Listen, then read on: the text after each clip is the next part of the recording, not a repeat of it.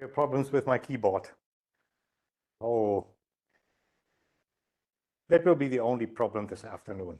We have that behind us now. So in the morning, we went through the exercise with temporal stability calculations. First of all, I want to ask you left on that. Something you would like to discuss? Do you see already when you see the ease of its application that that method is relevant for your own studies? Or do you just say, oh, it was a nice exercise, no, I'm done with it? Yeah, okay, good. If in the meantime, later in the course, questions come up, then just let me know.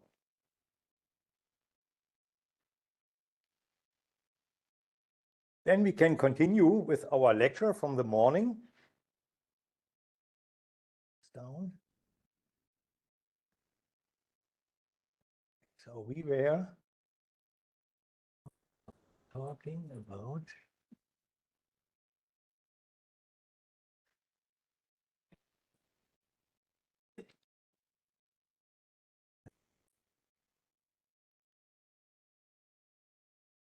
okay, I think we finished last with this slide, right? Okay, good.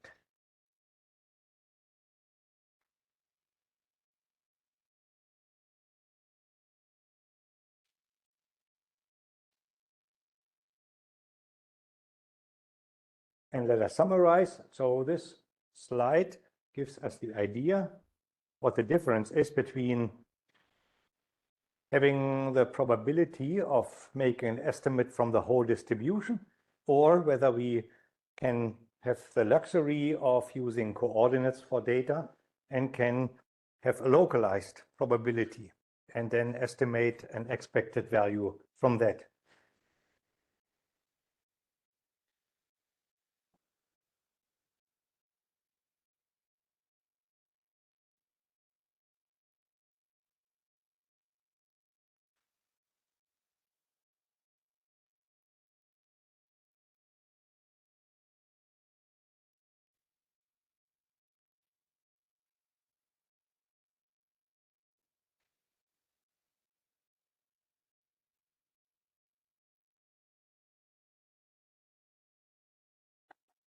Here's one of the questions that we looked at this morning, and I want to point out now some precautions and related topics here. So the question of how far apart can or how close together do we need to sample for obtaining a satisfying lambda is not trivial. We discussed it this morning. I was pointing you at no chance of the autocorrelation function to make an assessment. Would it really make sense to sample closer to get a valuable lambda, or what else would be the strategy?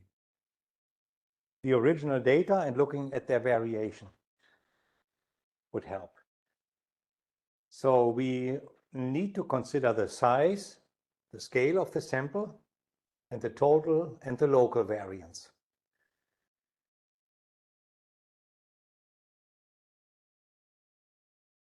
Consider sampling a larger domain size or even a smaller domain size. And remember that a unique correlation length for a given property does not exist. So lambda can change on a daily basis.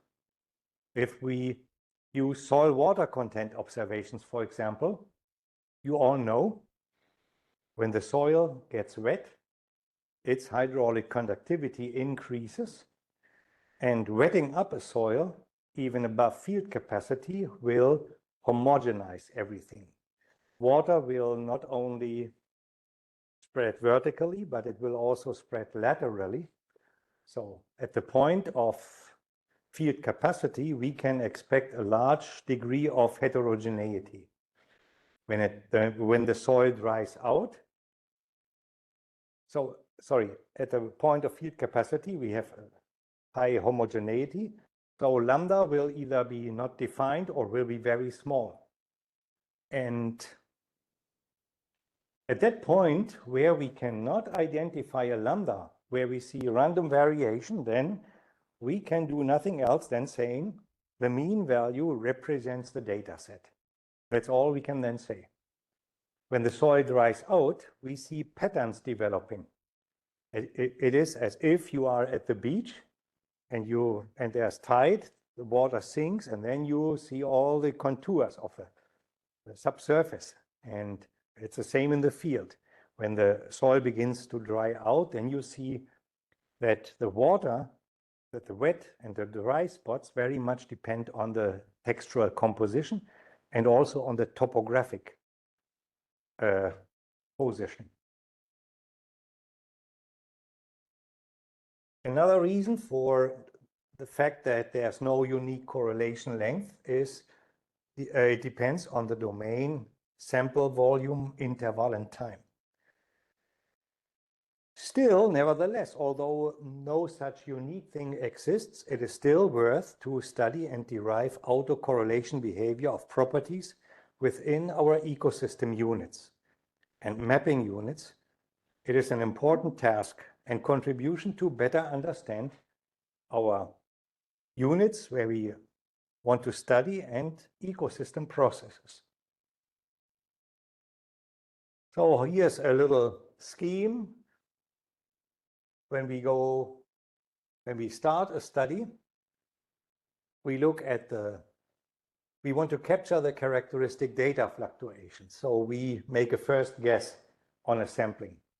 Then we go out sample and then evaluate, and then we have to come back, make a second guess, and evaluate again, and then a third guess. You never know right ahead of time how to sample. Later, when we look at semi-variogram data, I will show you an example when I started in Kentucky and had no idea about soil water variability. I did such a pilot study. How do I know at what distances I have to put in water content access tubes in a farmer's field in order to study the variability of soil water? What if we cannot identify the correlation length, and we have to ask ourselves, how large is the total variance? And as I said earlier this morning, the normalized covariance function, namely the autocorrelation function, will not tell us about the total variance because that is taken out. How can we then determine the measurement uncertainty, and what if the measurement noise has a similar magnitude as the covariance? So you have to think of an example and then have to derive a strategy how to proceed.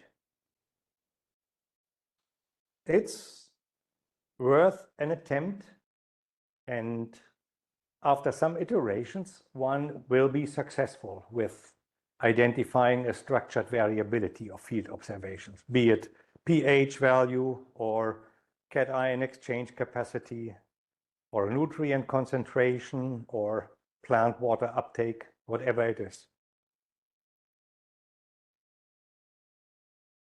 Here now I want to touch the topic of stationarity and give you some considerations of it. So what do we do in case of a deterministic trend in the data?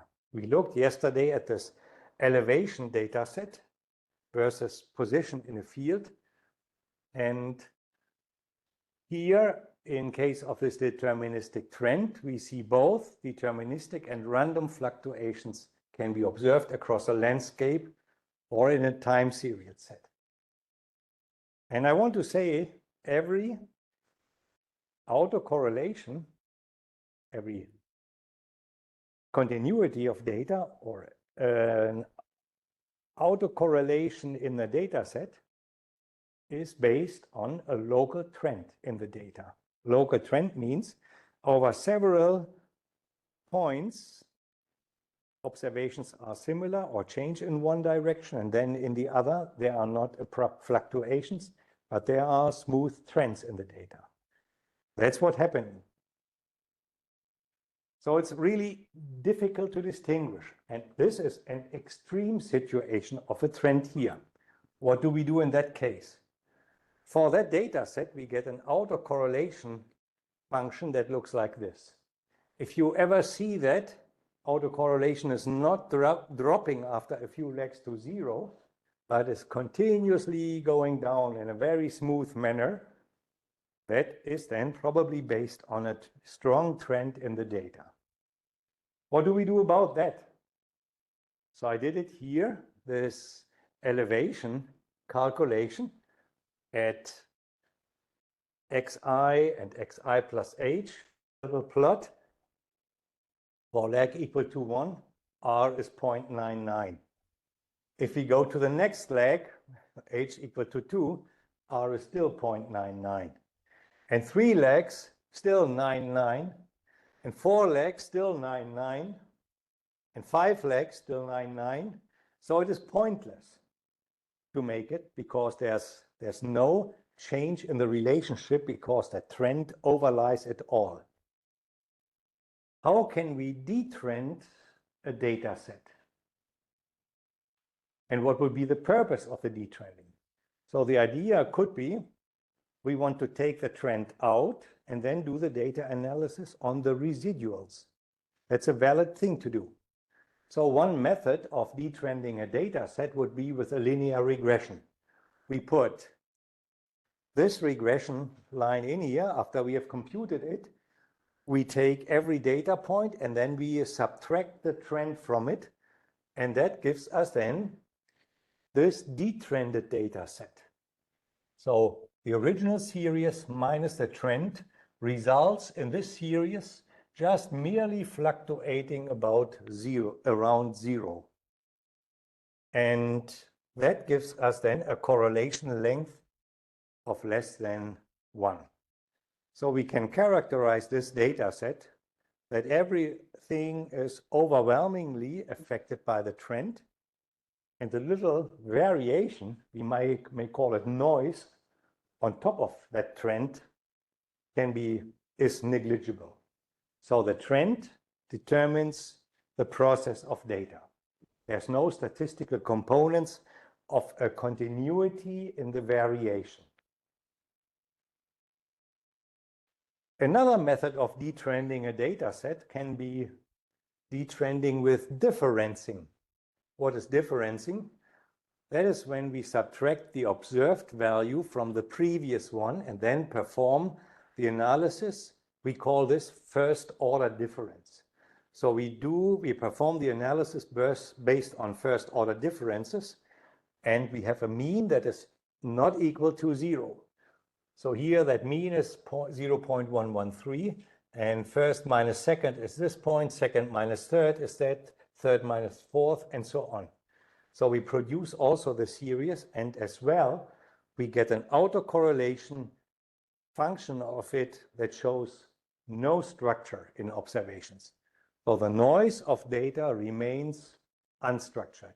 It is random noise on top of a strong trend. So far about that. Next, we look at the soil temperature data. We noticed that this was a data set that consisted of 4 cycles, 4 cyclic replications that were induced by the design of the experiment. The autocorrelation function has the same shape, and we can describe this autocorrelation function not with this nice r equals to r0 times e to the power of minus h over lambda, but we use here a simple cosine function. And in that cosine function, we have the 1 over 18, which 18 is the wavelength, is the length of one cycle. That describes it nicely. And you know this curve reminds you of the cosine function. Another example of detrending, again here with the Morkoch data set. The sorghum yield data showed some trend. We can operate and remove this trend by a fourth order polynomial function. So this curve is a fourth order polynomial function, and we then subtract all the yield values, or we subtract the function from all the yield values, and we get this process of data. And if we analyze these residuals here, then our correlation function looks much different. So only the first leg shows us a significant structure above the confidence interval. From leg 2 on, the observations become random. Not the observations, but the residuals of the yield measurements minus the trend. So that's how detrending of data sets take out structure from the variability. We continue with these considerations and look now at stationarity. That's the assumption of the mean value being the same everywhere in the entire domain. And we ask us, is that valid? Stationarity is a statistical concept that is extremely difficult to prove. Look at this diagram. Series of points. Those are elevation data. Would you say this is stationary? Difficult to say. First thing is, I would say we have not enough measurements to test subgroups and see whether the mean is stationary. Now we have twice as many. We filled in between every point here in the upper graph, we filled in one another. And then we have now 4 times as many observations. So now we have here systematic deviations below the mean value, and here above, and then again below, and then around the mean value, and then again below. And here 8 times. So now we see the process becomes more and more continuous. And finally, 16 times as many. That's the elevation line across the North American continent in the United States. So is this data set stationary or not? I can't say it. I would say we have deviations from the mean value, systematic deviations. So stationarity may not be given. I don't know that. What can we do then? So the mathematician Clems in 1974 said that there is probably not a single historic time series of which mathematicians can tell with certainty whether it is stationary or not. For there's no way of telling from the record alone to what extent the apparent changes are due to sampling errors and to what extent they represent changes in underlying laws. So some part of this is certainly sampling error, but some part of it is also systematic process. And in that same context, so Clems was cited in Kite, and he said the apparent components of a time series may change with time, so with a domain size. What appears to be a trend now may turn out to be part of a periodicity when looked over a longer time span.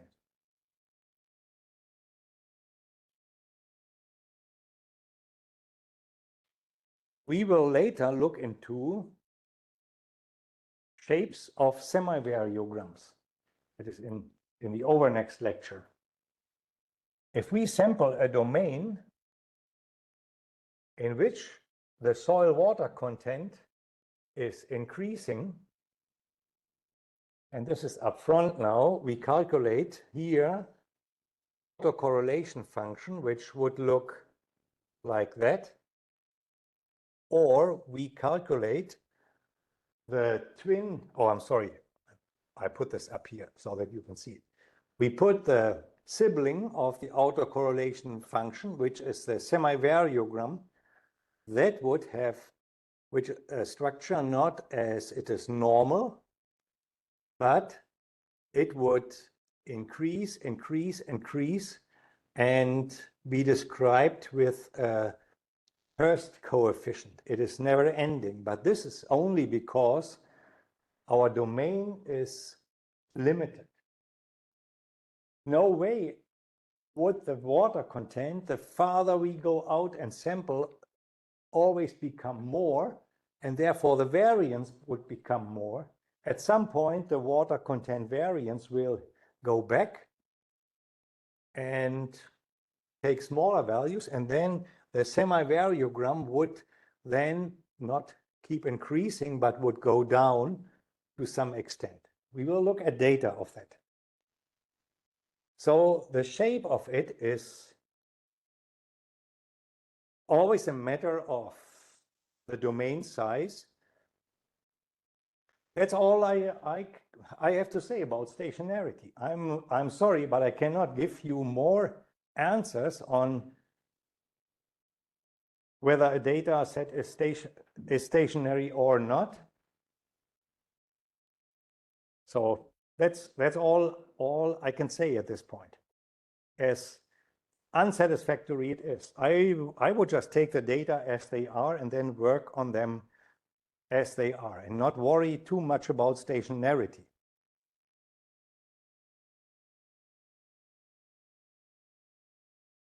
Interpolation and contours, we have covered that during this lecture. So when can we trust a contour map?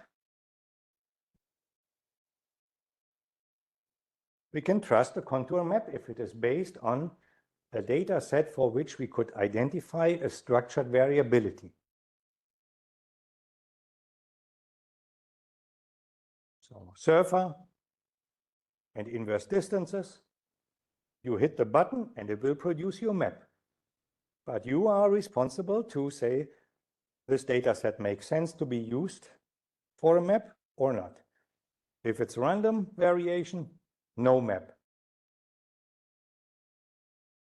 Minimum plot size, how can we apply the concept of correlation length in the decision upon the minimum plots?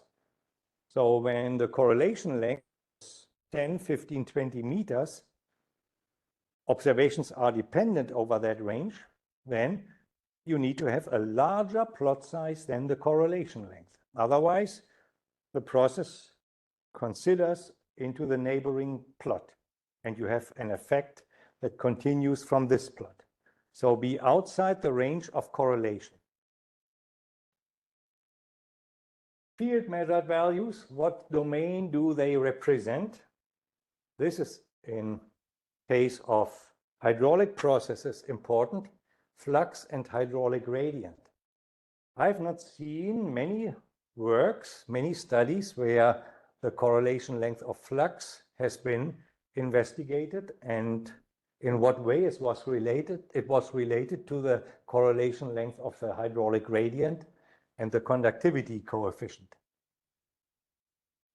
I know of one study by Roth, published in Water Resources Research, but that was a simulation study where they applied a Miller and Miller similar medium, and they did stochastic simulations with correlated data. To identify this in the field still has to be done. Dry bulk density and flux, it's the same thing. How? At some point, dry bulk density will be related to flux, but it's at a much larger scale than our little core scale. So what are potential research topics with knowing what we have learned now in autocorrelation? That's by far not all, but we can start exploring how can we apply this? So we can improve and revise existing soil classification systems. I was about 10 years ago in a seminar in my department at home in Kentucky, or even more, 15 years ago, where a person from the local soil classification service from NRCS was there. And the question came up, is soil mapping and soil classification dead? And there was a lot of nodding in the room because we have the USDA soil survey. We know the different mapping units. It's all on the computer. We can easily type in the latitude and longitude for a point or for a little zone. And then we have there the soil information. I think soil mapping and soil classification is not dead at all.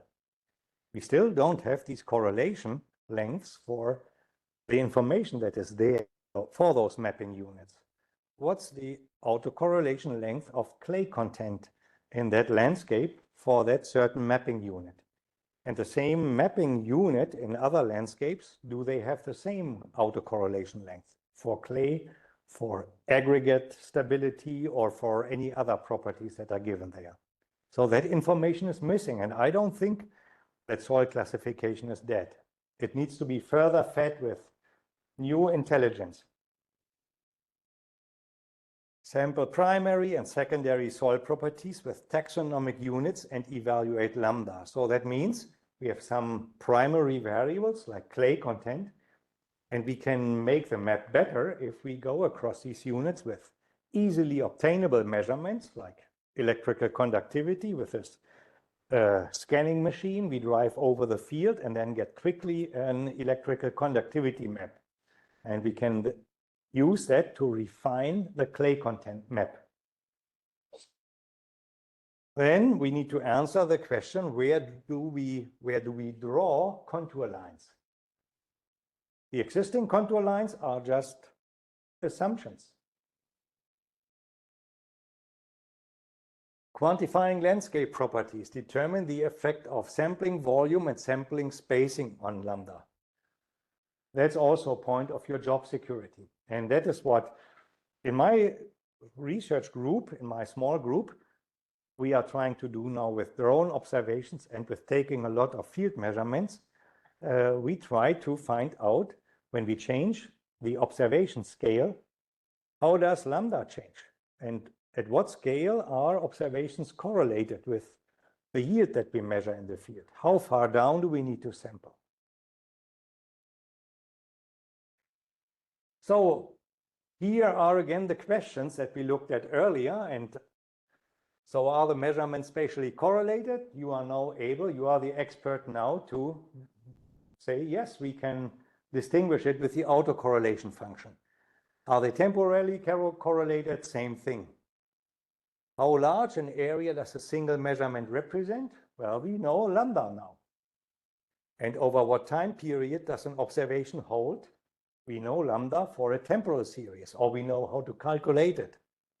Is there a relation between sample size and autocorrelation length? Yeah, we have looked at these solute observations in the cracked soil and also the infiltration rings. That's a tool that we have now in our hand to identify this, to give an answer. If measurements are to be taken again, what improvement should be possible? Well, we look at the spatial behavior, at the intensity, spatial structure, and then, so don't stop when you have a data set where you have a correlation length up to, let's say, 15 meters. Say, oh, fine, we only need to take samples now at every 15 meters. Well, then that's a failure. We need to sample at any distance shorter than 15 meters to still have that range of representativity, and we have our finger on the continuity of observations. If small treatment plots are contemplated, what should be the minimum dimension? So at least as big as the correlation length is. How large should the sampling domain be? Or how much does the resulting autocorrelation change with increasing sampling domain size?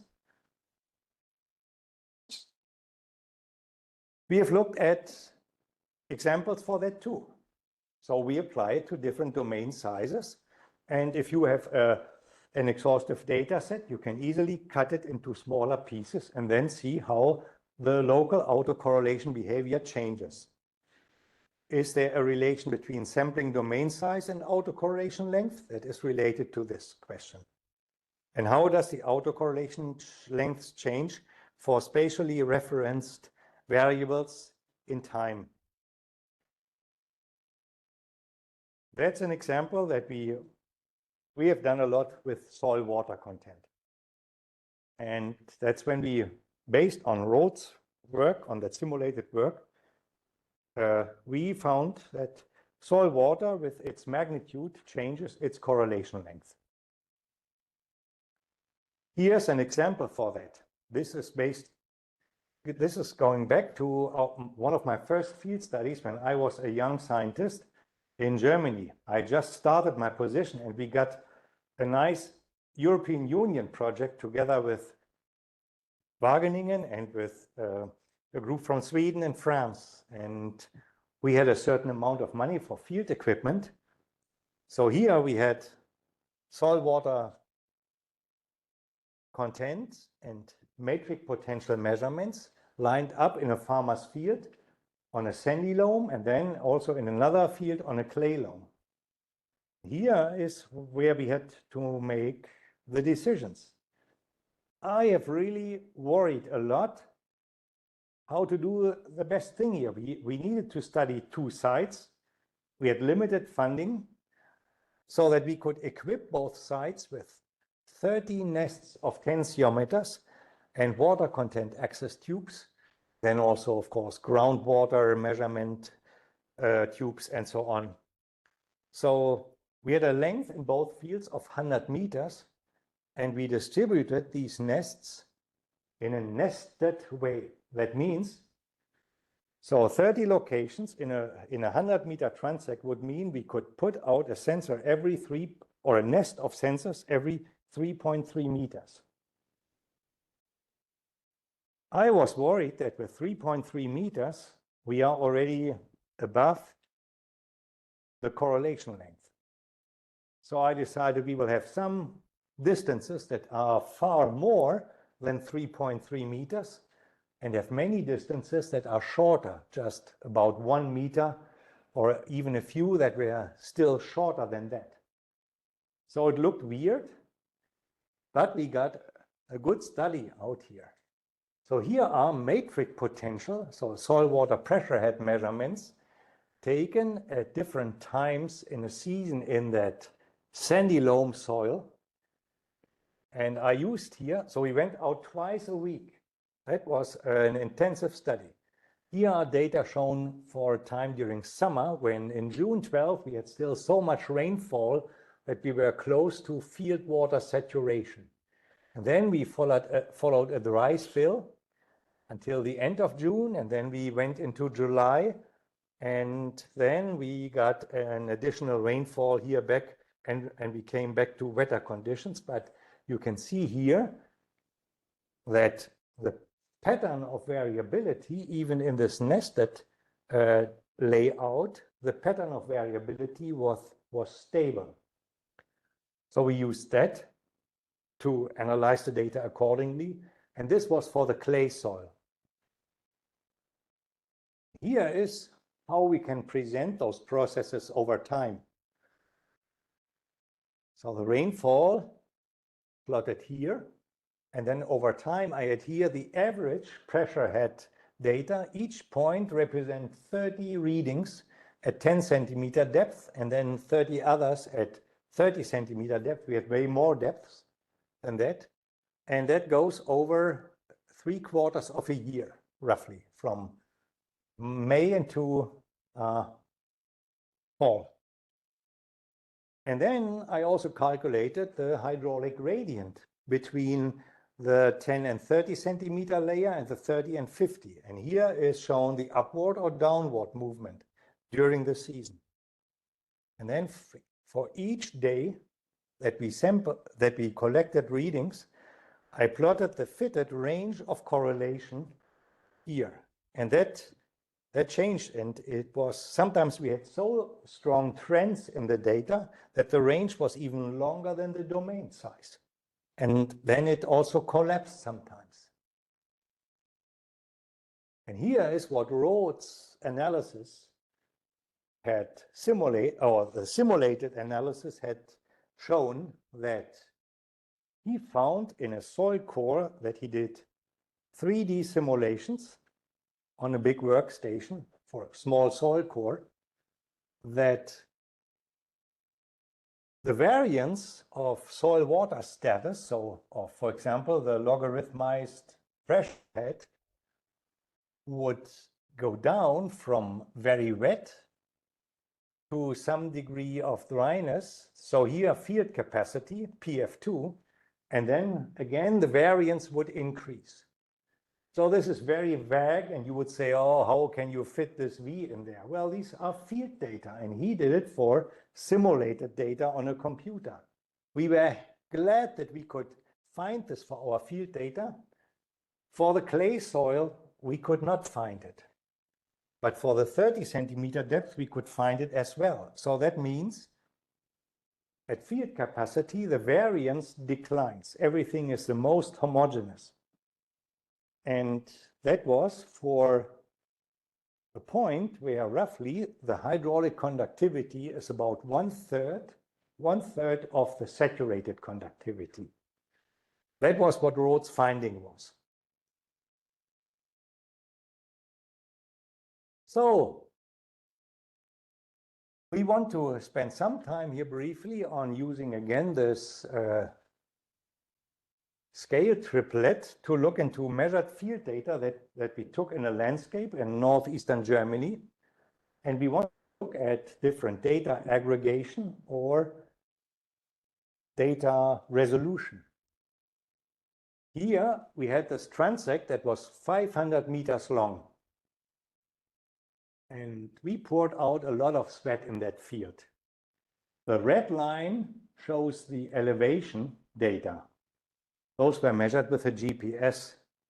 And this field was on glacial till. So it was very variable, as you can imagine. Some exaggeration says that on that soil, if you open up a soil profile, a pit, you have 4 different soil types. So anyway, we took a series of soil water content measurements, and I've shown here one depth. That's not the only depth, but I show it just for this depth here. So now we followed 2 different approaches in studying resolution of these raw data. We had an extensive data set, so now we could play with it.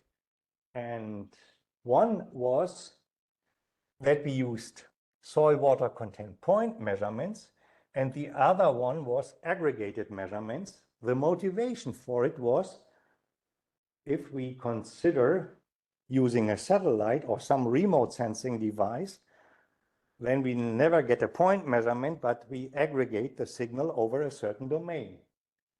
So here, first of all, we looked at 25 meter spacing. In everything that I declare as point, I just picked the point from this data set. So I start here, take this point, and then go 25 meters, take the next point, and then again the next. So single points. So I just threw out about 80% of the information by removing measured points from the data set. We did the same for elevation. So that remained, that kept its shape. Water content was not so clear. So of course it had its own shape, but for example, this one here, that's pretty random. So had we moved it by 5 meters, then the shape would have been completely different. Second was we used aggregated data. That was 25 meters. So we took one center point, and then all points that covered 25 meters were averaged into one. That is this one. And then the next one averaged is this one. So a much smoother data series, as you can see. Makes sense because the aggregation, the averaging, smoothest data. And we did the same thing for elevation. That process is so smooth, it didn't make any difference. So the aggregated elevation data were right on top the single point measurements. So you get the idea what we did. Then the same thing, we did that for 55 meters of spacing. So the single point measurements for elevation, the red, and for water content. And we averaged then also for the soil water content, those were these. And you can say now the process is almost taken out. It becomes more and more a straight line. Much of variation going on. That happens if you look with a satellite and you have very large domains. So Landsat is, I think, 30 by 30, at least in the public domain. Sentinel now is way smaller, 10 meters, but this is what you would get approximately from Landsat. Elevation still doesn't make a lot of difference whether you use point measurements or you average them. It's so smooth, that process. Now there's a wide field of scale-dependent research ahead of us. How does the size of an individual sample affect the result, and how does the aggregation volume affect the result? Those are the questions that we can answer with this. How does the separation distance affect the result? How does the size of the considered domain or the extent affect the result? How does the information change across scales when we go from one resolution to the other? Is it worth it? What's the information that we lose? Next, in the analysis, I calculated here the mean values for different resolutions, the mean and the standard deviation. So how does the variability behavior change for different resolutions? Point measurements, so the closed blue symbols for soil water content. At the beginning, mean value at this level, and the larger then the resolution becomes, the larger gets here the mean value. For soil water content aggregated, we don't have that increase. We have a smooth process. This increase can be caused by just hitting with your one sample at that far distance, one point that is an extreme value. So by aggregating, you get a smoother process and a more consistent result. For the standard deviation of point measurements, from small here, it increases drastically. And for the aggregated data, it goes down. So that's the impact of domain size. Two extremes, point measurements at what distance or aggregated over increasing volumes. So you can see it now, how much that scale triplet affects the result. That has not been done for many studies. But we need to look into this when we apply now our new technologies, especially remote sensing. This will lead us to the right resolution or to the resolution that we need for depicting a certain process. We have not only soil water content and elevation data, but here I also want to show you results for sand content data. So again, increasing resolution, and here the mean value for point measurements. So it goes down and then up, so there are fluctuations. If we look at aggregated values, it's more a consistent and smooth process with increasing resolution. For the standard deviation of point measurements, it goes up similar to water content, and it decreases similar to water content for more and more aggregated data. So with increasing sampling distance,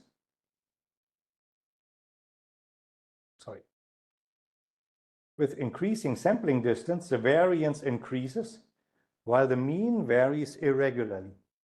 And with increasing aggregation volume, the variance decreases while the mean remains stable and information is lost, question mark.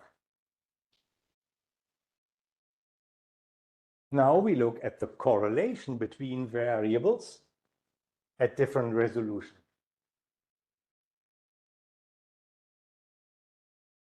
Very simple example. When you put a map of the national soil map of India out, and you look at the same crop, how its yield varies across the country, and you correlate it with the sand content, I bet you get a good inverse relationship. The higher the sand content, the lower the crop yield because of lower water holding capacity. If you want to run that same analysis for a single farmer's field, you will fail. You will not be able to identify that relationship because the range of the amplitude of sand content is way smaller. So that other processes than sand content determine the local variability. That sounds trivial to you, but it is an important thing that we have to keep in mind when we look at this. The correlation between variables is unstable across sampling and aggregation scales. Correlation between soil water content and elevation. Here, for small scale and point values, so fluctuating, and for aggregated values, it increases with increasing scale. So it becomes increasingly negative. So it's an inverse relationship. Starts at 0.4 and then goes down. Relationship between soil water content and sand content, similar thing. For the point data, it fluctuates, and for the aggregated data, the decaying process. So the increase in relationship is closer with increasing resolution.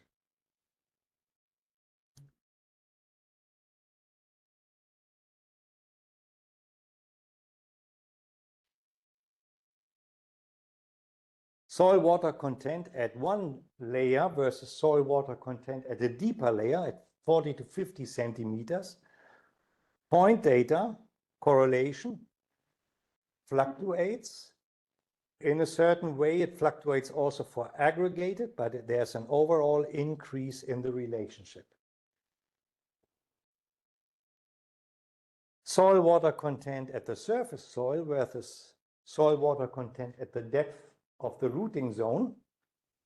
Point data fluctuate and do not change change here, but we remain low, whereas at a larger scale with averaging the information, the relationship becomes narrower.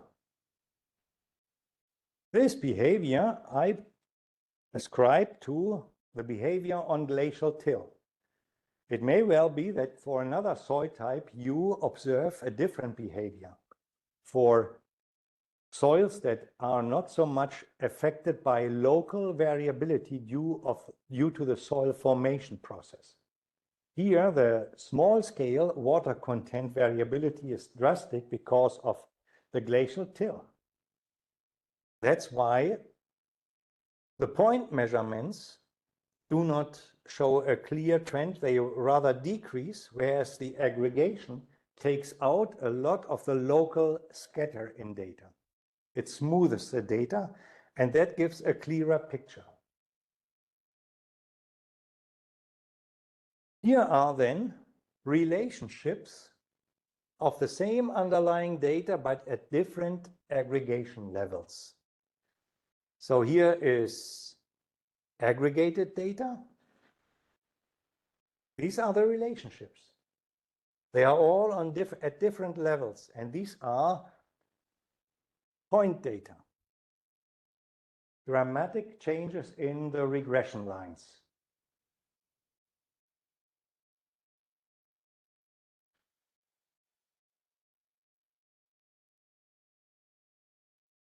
So, with this little excursus, I want to summarize then here that the analysis of spatial or temporal variance, the assumption of spatial or temporal independence is unnecessary.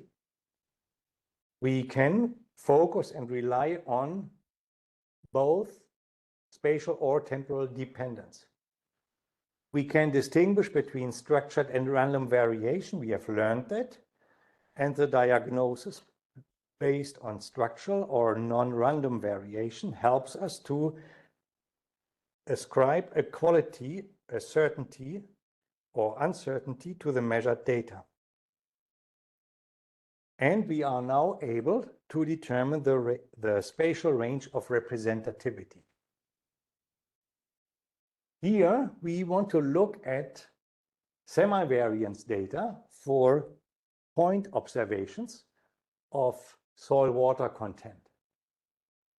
Original data shown here, this is the semivariogram.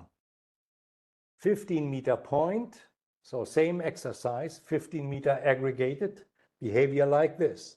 25-meter point, 35-meter point, 35-meter point and aggregated behavior like this. So it becomes less structured. And if we aggregate still higher, then the process becomes random. So that's the other side. The coarser we get, the larger we aggregate, the more random the behavior becomes. What spatial resolution for measurements in space and time is appropriate? How many point observations of water content to be taken? I showed the slide to you this morning earlier, to be spatially related to one remotely sensed pixel. How often are observations needed in time for calculating changes in water content, so fluxes? And how are observations from the land surface related to processes at soil depths beneath? Here's the answer to that.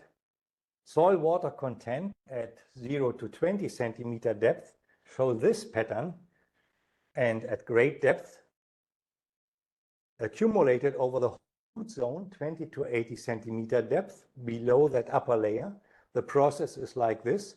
So it captures a lot of soil variability. So we can describe, based on the land surface water content, the series of the water storage in the entire soil profile. So there is a relationship for this soil type. And we can use this autoregressive model to describe the measured and the 95% confidence interval of the estimation. And here, even with storage values omitted at great depths, we can still obtain a good estimate for the profile soil water storage, its spatial variation. So land surface observation of soil water content well reflect the spatial process of profile water storage. It was one, I would say, key experience when I was a postdoc and I received a data set from Dr. Nielsen on internal drainage profile measurements. At that time, Dr. Ahuja from this country did a study. He was interested in using land surface moisture to derive an idea, or land surface moisture changes to derive an idea about field average saturated hydraulic conductivity. That's a very important property for making large-scale simulations. So I used this internal drainage experiment data set to extract data for water content time series 2 days after an intensive rainfall event. I set those for the first 2 days after stopping the water supply and observing the first pace of drainage. And then I related those to the average saturated profile conductivity.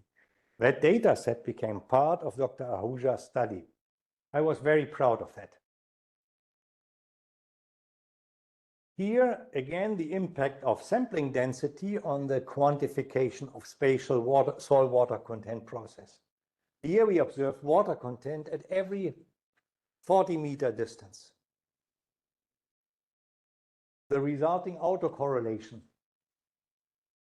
fluctuation, random, no structured variability and no mapping possible because of no structured variation. Here we sample, we put in twice as many samples, and we see still very minor autocorrelation, but it got already a little smoother. Here at 10 meters, now we got at least one lag autocorrelation. And if we use 5-meter distances, then we have several lags, and we can identify an autocorrelation coefficient up to about 20 meters.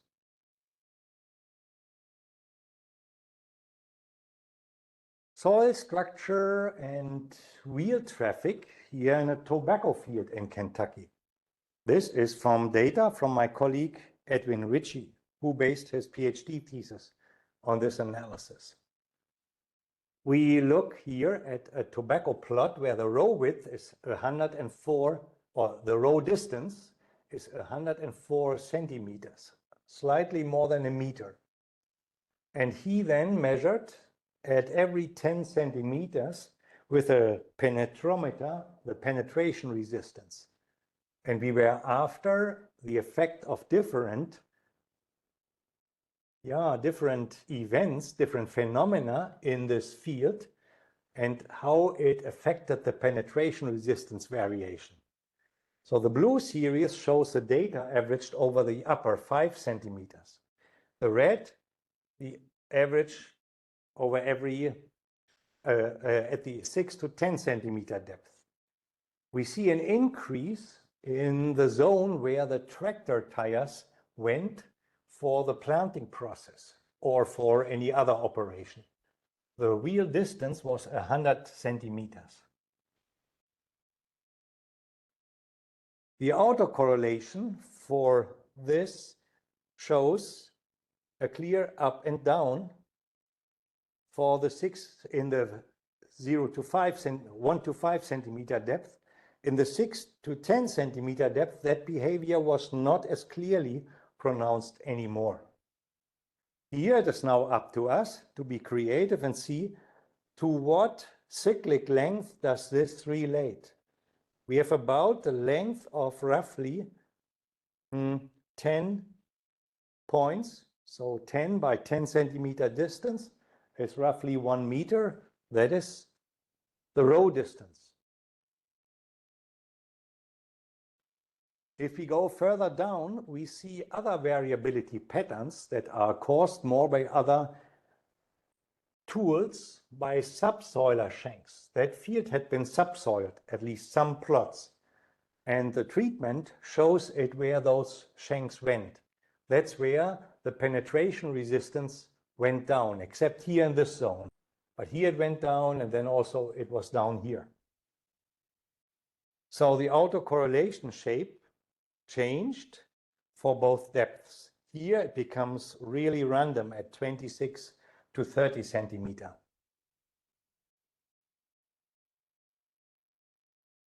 At still deeper depths, so here at this 26 to 30 centimeter depth, I assign this process to the effect of too many things going on at that depth. 26 to 30, that is just the depth of the plow pen. And there are too many processes that cause differences in the penetration resistance in that plow pen, whether or not the shanks have pulled through it. Here, still deeper, we see the penetration resistance at this level, and we see this behavior, so slight cyclic behavior. And that could be related to the path A and path B from the planter. So with that, I want to, or we are at the end of the lecture on autocorrelation, and we can jump into cross-correlation. But of course, first, I want to take this as for a short intellectual break and ask you for questions or comments, doubts.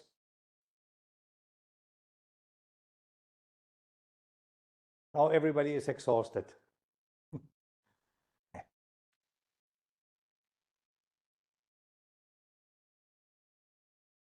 So you have been exposed to nice textbook examples of autocorrelation, and you have also seen its behavior in real-world field data.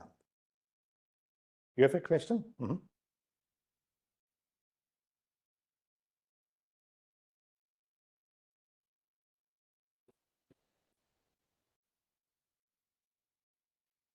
Just want to understand this confidence interval. Okay, I will pull up that slide and then you can ask your question aloud.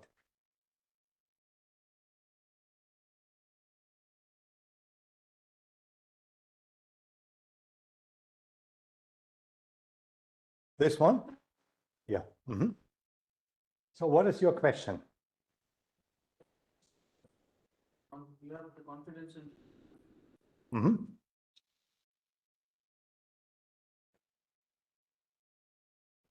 Which? Oh, the confidence intervals are these points, these black dots. Those are the confidence bands, and they are calculated with that second equation. And we will do that in the exercise. So you will be using that equation. Hmm? Any other questions? So, how do we interpret this? Okay, so if an autocorrelation coefficient is reaching out of that confidence band, then we can say this one is significant, significantly different from no autocorrelation. These values are within the confidence intervals, and they show randomness from that lag on. Mm-hmm. Q. Now I need to get my orientation back. It's now 4 o'clock, so we go until 4:30, right? Good. Okay. So then we can continue with cross-correlation. So I changed the slide deck, and you need to upload, if you don't have it already from the Google Drive, the set 4 on cross-correlation.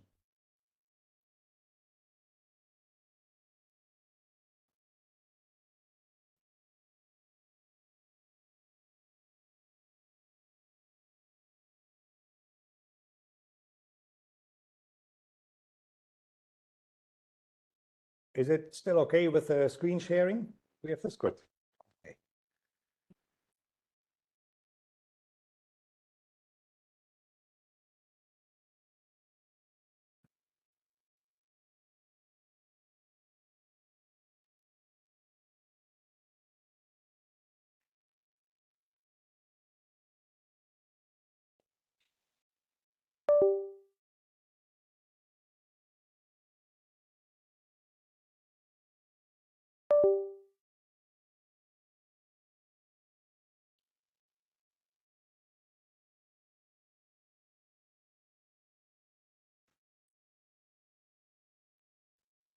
So here again, our set of questions. What is cross-correlation? The spatial or temporal relationship between two variables. Over what distance in space or time are two measurements related? Evaluation of the linear relationship between two measurements taken over a certain distance in space or time. Is it necessary to sample both kinds of measurements at identically the same location? So I walk down this aisle again here. So we now look at, again, each of the styles. We have one observation point in each, and it doesn't matter. So we can imagine of anything we can think of. So let's say we sample soil water content. In each tile, one measurement. At one point in time, we can go along the same line, sample and analyze soil clay content at the same location. We can also think of going out here one day and measure soil water content. So in the first example, we can do a cross-correlation analysis between soil water content and clay content, and then know over what distance is a soil water content measurement taken here still correlated to a clay content measurement somewhere else. So up to 2-3 tiles, or less or more. We can also go out to the field and sample after the first soil water content sampling, sample soil water content again at another time, 2 weeks later. And then we can also run cross-correlation for both. Then we can say, to what distance is a soil water content measurement that I take today related to the soil water content that I take in a week or so? 3, 4, 0, or more lags. I can also go out and sample soil water content here, and in a parallel transect, X meters away from it, I sample another property, either soil water content or clay or crop yield or whatever it is. So what I want to say is samples don't have to be exactly taken at the same point in space and not have to be taken at the same point in time. So everything you can think of is allowed.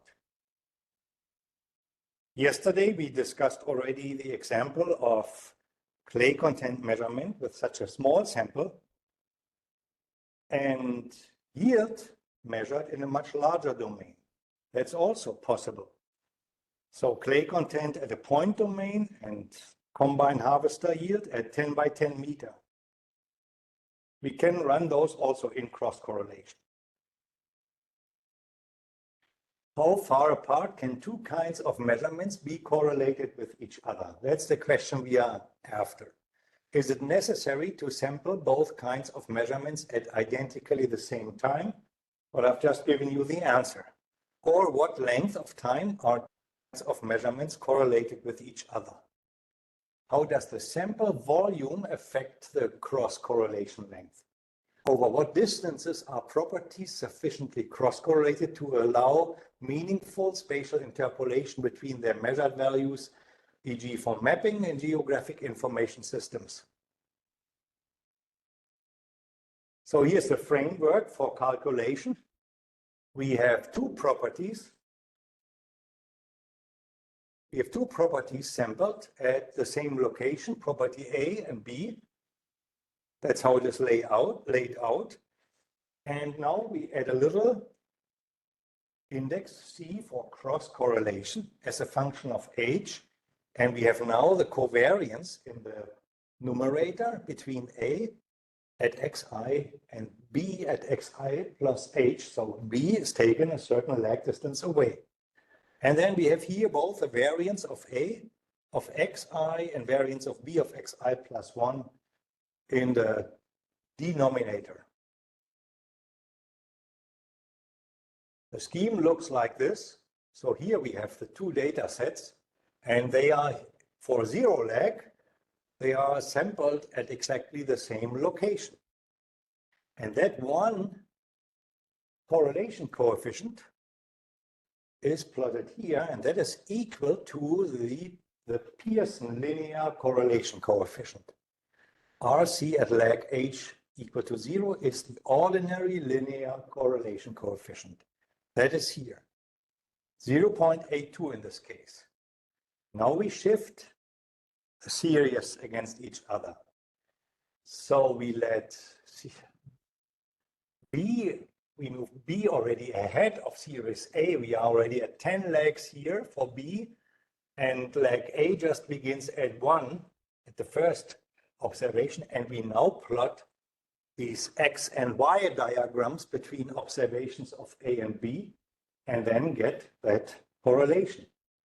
So cross-correlation for lag H larger than 0 and H smaller than 0 are obtained by stepwise shifting both series against each other to create pairs of neighbors that are separated by lag distance H.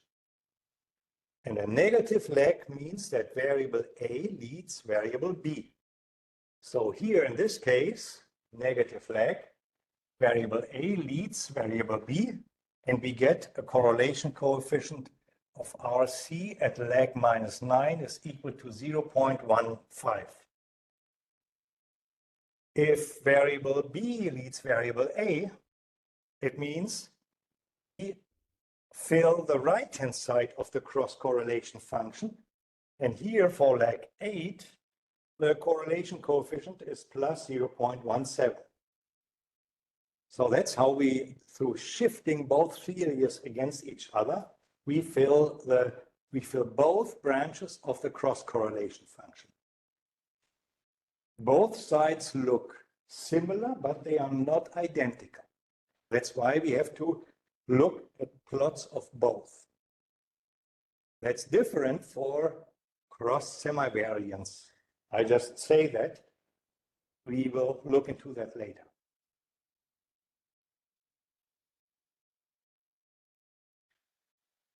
Examples for their applications. So water retention curve in the field. What is the appropriate sampling distance between samples of theta and H?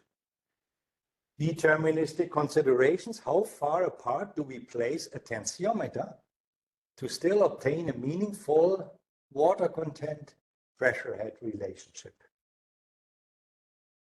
Here is a data set from Peter Greninger that he took in 1985. 40 years ago.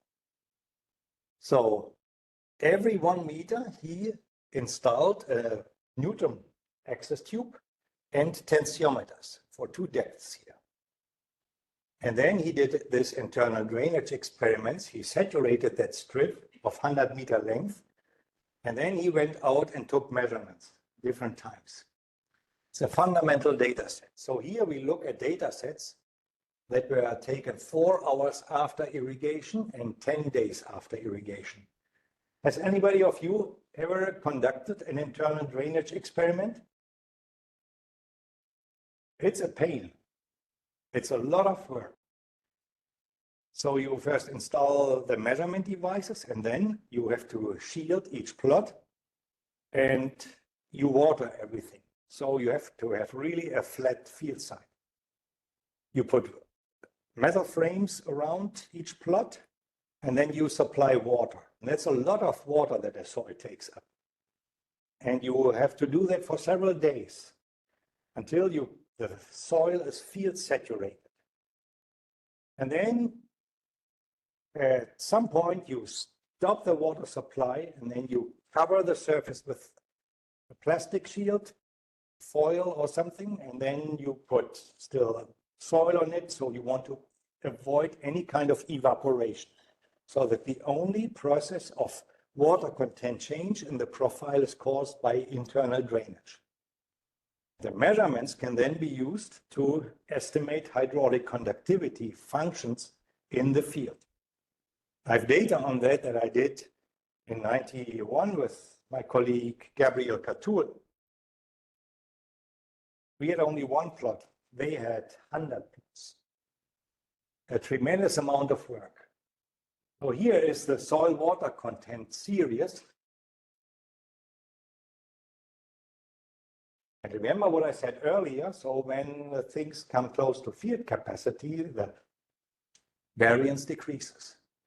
So water content at 4 hours after the irrigation had stopped, very high soil water content, minus 0.451. That is close to total porosity in that YOLO clay silt loam or YOLO clay loam. YOLO clay effect. Standard deviation 0.01, very small. So if we do not observe autocorrelation for this data set, it's because the scatter is too small. Saltwater pressure head of 4 hours after it shows already a stronger differentiation. Mean is minus 19, so we are still minus 19 centimeters. We are still far above field capacity. What do you use at field capacity? What pressure head do you use for field capacity?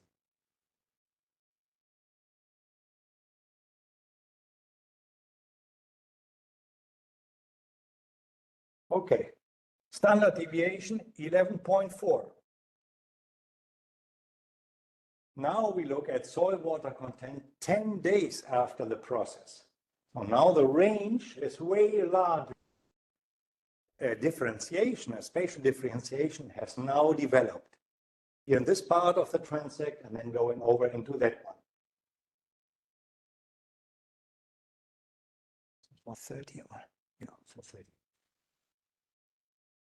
Mean 0.39 standard deviation compared to this one, doubled.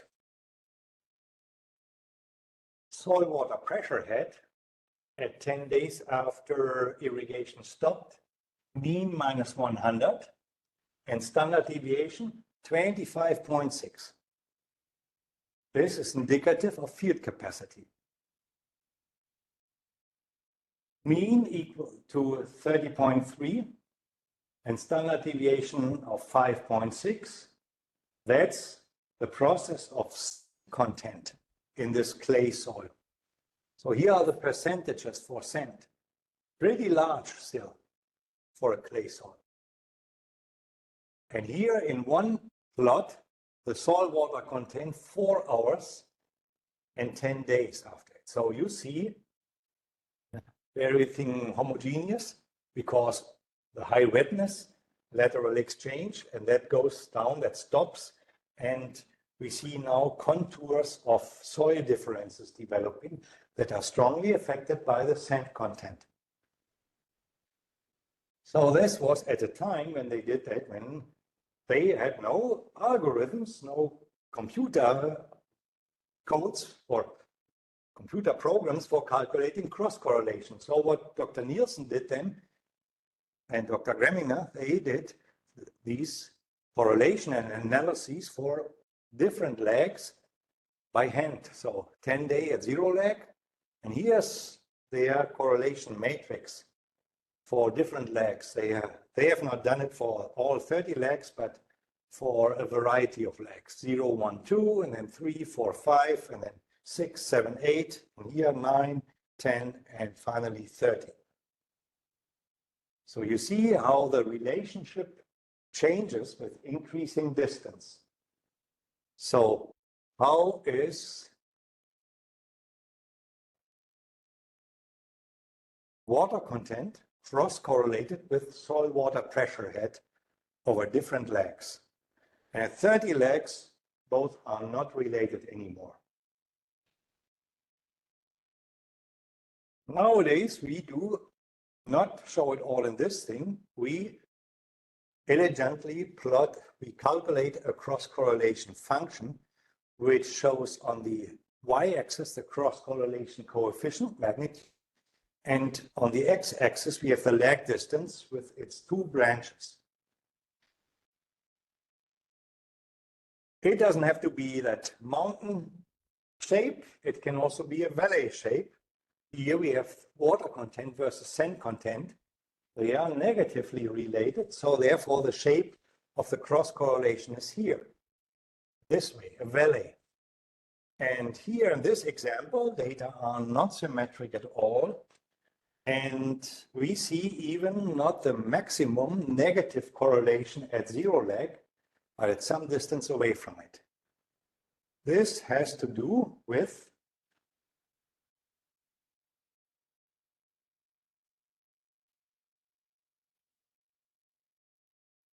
the sand content having a considerable trend this part of the field and then coming back here.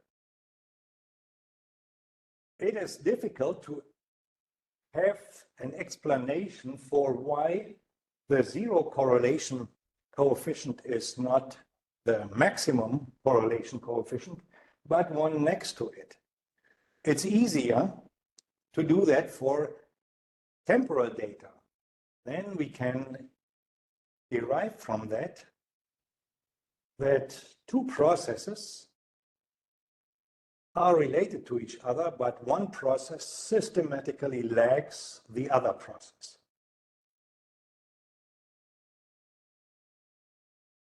Soil temperature is one of those examples. Soil temperature at two different depths. We all know that the soil temperature at a greater depth always lags behind the shallow depth by some time. So the maximum is lagged and the minimum at night is also lagged, or in the morning. Here, cross-correlation of pressure head versus sand content.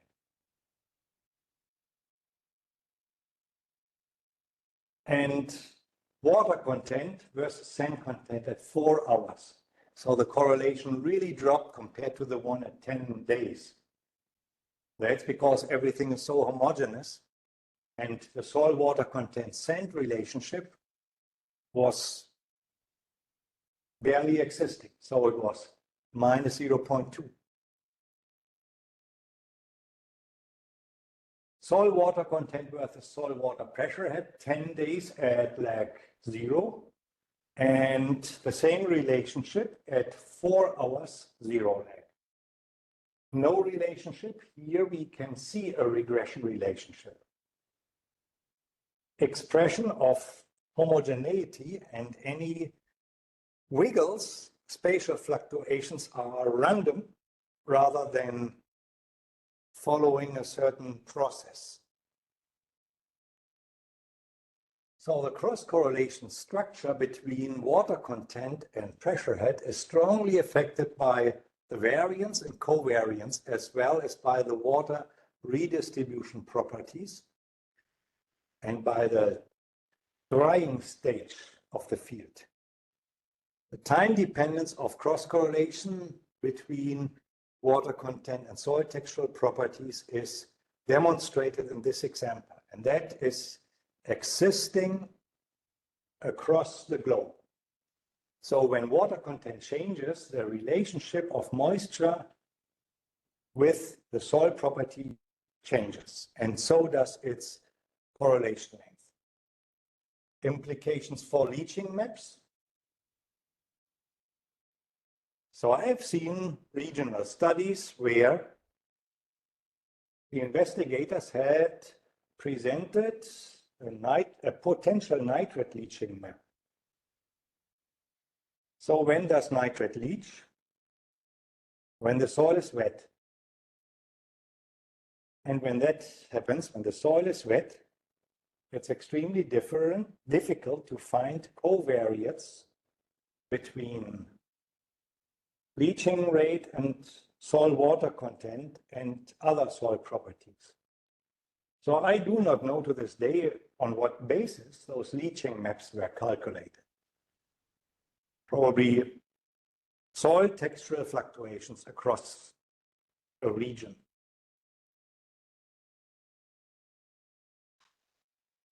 Other examples of cross-correlation. We have here in this graph wheat yield, water use of the crop, and nitrogen use. And we see here their coefficients of determination between wheat yield and nitrogen use. 0.45, that's good for field data. 0.25 between water use and nitrogen use, and 0.58 between wheat yield and water use. That's tremendous.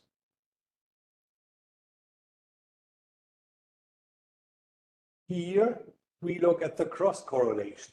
So these coefficients were the ones that we have just seen at 0 lag, and now we look at the behavior, at the spatial behavior of that correlation. And we see it steeply drops on both ends, each of the three relationships. Here we are looking at an example where we took, you don't know what that device is? It's a passive sensor for nitrogen status. This is called the Hydro N sensor.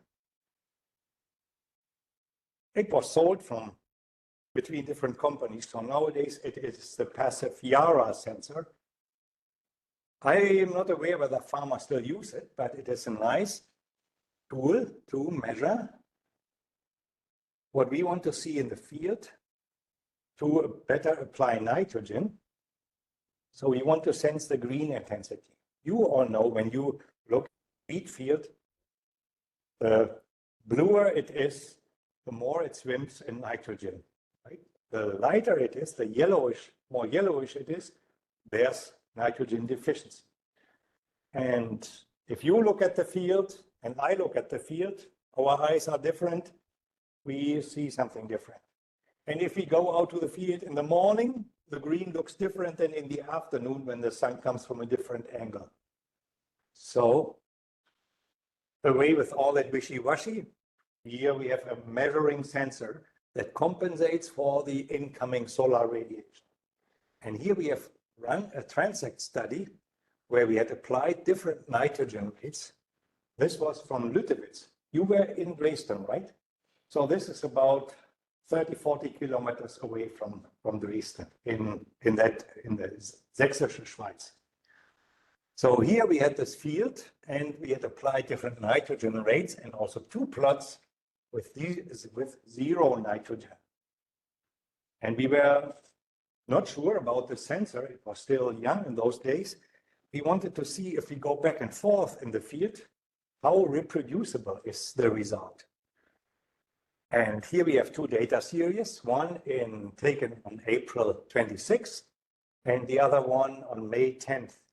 In between, there was a nitrogen application, the second of three, I think. So here we look at nitrogen fertilizer recommendation that is already derived from those sensor measurements. And here are these two zero nitrogen plots, these. And we have gone back and forth with a sensor, and these are the data. So of course, we have very high recommendations in the zones where we have zero nitrogen applied. And interestingly, both recommendations were very similar on both dates. And we had applied nitrogen in the rest of it. So that's why the demand for nitrogen went down when we drove over the field on May 10 again. Here it was way up. So we knew, oh, here's high demand and here's high demand and so on. Then we calculated the nitrogen further recommendations between these two dates. And this is the result of it, zero lags. And then the behavior is caused by the layout of the experiment. So especially those two zero nitrogen plots affected a lot. Next, we look back in our design here for spatial measurements. Soil water pressure head on 8, and we wanted to correlate it to June 8 and June 22 measurements. So here is with the cross correlation between the early measurements, June 8 and June 22, very smooth behavior. And oh, I forgot to tell. So in the cross correlation, we also use N as this weighting factor in the covariance calculation. And here I had the fun of using N of H. So just the actual number of pairs in the equation. So more similar to what geostatisticians do. And the behavior is slightly different, not systematically, but slightly. And the same thing here for the water content, water pressure head May 8 versus June 8. May 8 was very dry, and June then had become very wet. So we had a negative relationship indicating that The drier spots were then later, when the rainfall had come, were the wetter spots here. So they change these cross-correlation functions. Another classical example for geoelectrical resistivity and soil clay measurements. We measured geoelectrical resistivity. My colleague Sylvia Koszynski did that with a Wenner array device and had clay content also here at distances of 40 meters. And then we also had a data set at 5-meter distances. Clay versus resistivity at 40-meter distance, no correlation, no cross-correlation. We had a good correlation, so at the same point, data were nicely correlated, minus 0.45. Sorry, minus 0.5. But we don't know over what extent are they still related. But when we took closer samples at 5-meter distances, then we could relate both and we could see the relatively smooth decay of cross-correlation over 2 sampling intervals. Here then, spatial cross-correlation across depth. So we cross-correlate 1 to 5 centimeter depth average data that we have just looked at 15 minutes ago, and 6 to 10 centimeters. And their cross-correlation is depicted here. And again, we see fluctuations that are caused by the geometric environment in this field, with the tobacco rows and the wheel traffic affecting the fluctuations in penetration resistance. So don't expect a smooth decay in the cross-correlation function. It's all affected by wiggles in the original data.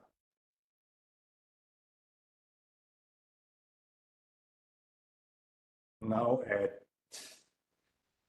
here is the next depth, and their cross-correlation between 1 and 5 and 26 to 30 is really weird all over the place.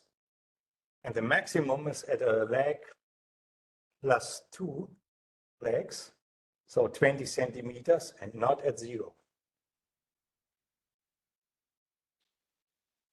Here, for the hydrologic, or for the hydrologists, we have a stream. Let's say River Ganges. Upstream, we have station A that measures the level of water, and down here at station B, we have another measurement. And station A and B are separated by 250 kilometers. So here we look at the data series of upstream station, the blue data points, and the red data points are the data points downstream B. What can we use these data for? Well, we have waves coming through at station A, and we can then monitor how much time do the waves need in order to arrive from station A at station B.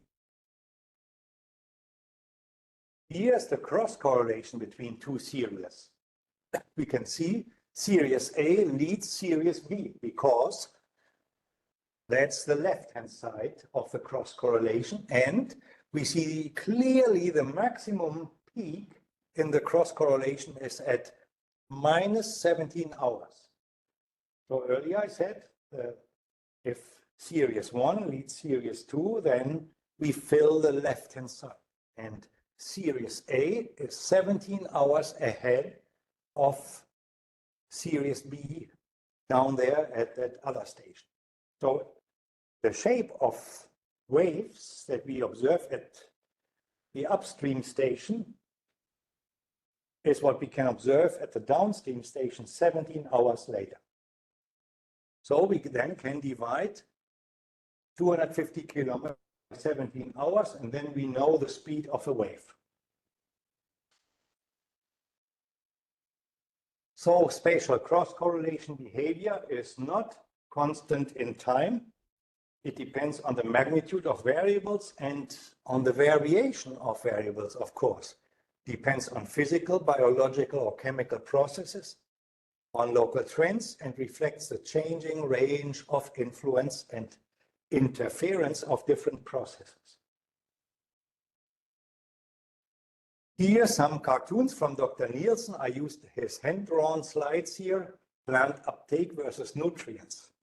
So for seedlings, the cross-correlation range between plant uptake and nutrients in the soil may be very narrow.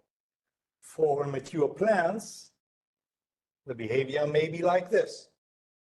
For row crops, again, it may be very narrow and depending on the geometry of the row distance. And for tree crops, they have a much larger sphere of influence. It's that wider shape of a cross-correlation function. These are all hypothetical schemes. Crop yields for field samples and the autocorrelation, I need to look into that. So field soils and soil fertility test, that's in the background of it, behind that orange thing. So available phosphorus, if the result is, it has a correlation behavior like this. So now the cross-correlation behavior, if the available phosphorus and the crop yield show this cross-correlation behavior, then the test is acceptable. If they are not correlated, then the test is not acceptable.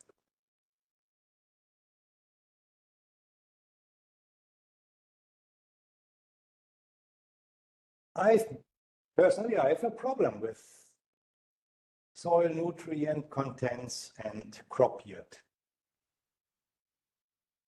I mean soil nutrient contents at one point in time. Knowing soil nutrient content behavior over time and see the changes in nutrients, I can understand that. But I do not understand how the nutrient distribution as a snapshot at one time should be related to the yield. If you have a low nutrient concentration, it can mean everything. That it is a poor spot and the yield is low, or that the crop is doing well, great, and the roots have extracted a lot of the nutrients. So that's my 2 cents to that I want to add. Precautions. If one or both attributes are sampled above their spatial range of correlation, then the correlation between them cannot be identified. In other words, if you have 2 series and you run the cross-correlation, before you do that, make sure that both of the series are autocorrelated. Because if you have one series that is random and the other has a strong correlation, it will still show you a kind of cross-correlation behavior that is different from random. But that's because the one series with a strong autocorrelation behavior will overwhelm that relationship. So before you run cross-correlation, make sure that both series are autocorrelated. Otherwise, you are stepping out, falling down the cliff. The significance of cross-correlation can be calculated this way. So n-2, and then 1 minus cross-correlation coefficient squared. That is, and you multiply it with RC. And this is the number of pairs considered for RC.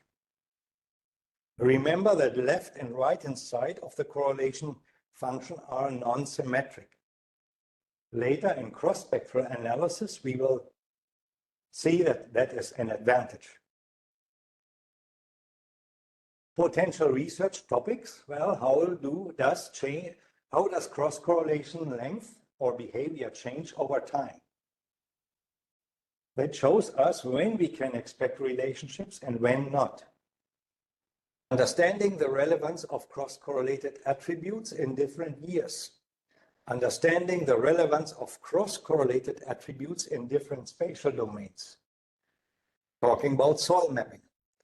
And add cross-correlation information to current simple terms and concepts of soil databases. So here we end this part of this lecture, and we can quickly roll over these questions before we go into the break.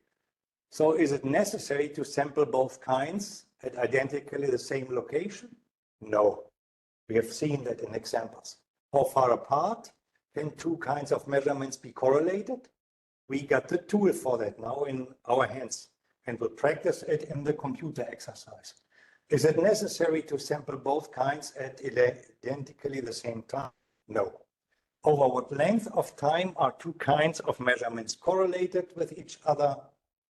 That's what we can compute. How does sample volume affect the cross-correlation length? We've seen that with these spatial data of aggregated values and higher separation distances, and over what distances are properties sufficiently cross-correlated to allow meaningful interpolation. We can identify that too. Any questions? Okay, then I have one. Do you want now a tea break? Yes, okay. Thank you for your attention, and so think about it, and we can come back to questions after that. We will have then, after the break,